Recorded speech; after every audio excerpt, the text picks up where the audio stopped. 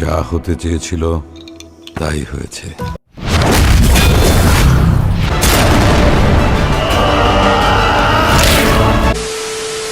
কালকে সিনেমার তো ফার্স্ট দিন পুরো ঝড় উঠিয়ে দিয়েছে। আর তাছাড়া বাংলাদেশের তুফান দশম দিনে কত টাকা আয় করলো সেটি আজকের গল্পে জানতে পারবো। প্রথমে কথা বলি কালকে মুভিটি নিয়ে। কালকে তো ভাই ফার্স্ট দিন এত টাকা ইনকাম করেছে যে 2024 সালের কিছু বিগ বাজেটের মুভি লাইফ টাইম কালেকশনও হয়নি। আর এর আগে আমরা কিছু সিনেমা সম্পর্কে জেনে নিই।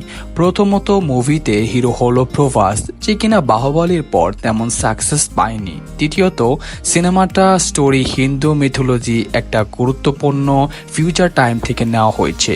তৃতীয়ত মুভিটিকে একদম পারফেক্টভাবে ভিএফএক্স এবং সিজিআই দিয়ে বানানো হয়েছে।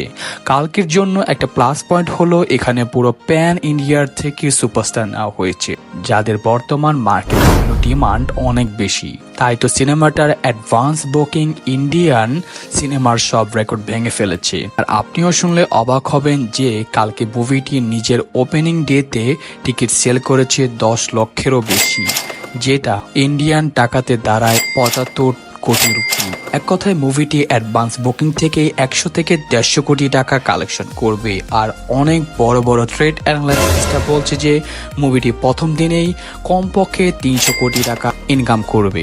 এটা হলে তো কিন্তু ভালোই হয়, তাই না? যাই হোক, এখন আসি তুফানের কাছে। তুফান তো এবার থামছেই না, পুরাই ব্লকবাস্টার হয়ে গিয়েছে। তুফান মুভি অলরেডি নিজের বাজেট রিকভার করে ফেলেছে। সেই সাথে কিন্তু আমরা জানতে পেরেছি যে তুফান 2ও আসতে যাচ্ছে। আর তুফান 2 আসলে কিন্তু হয়ে যাবে, তাই না? যাই হোক, আসলে তুফান মুভি দশম দিনে 57,30,000 টাকা ইনকাম করেছে।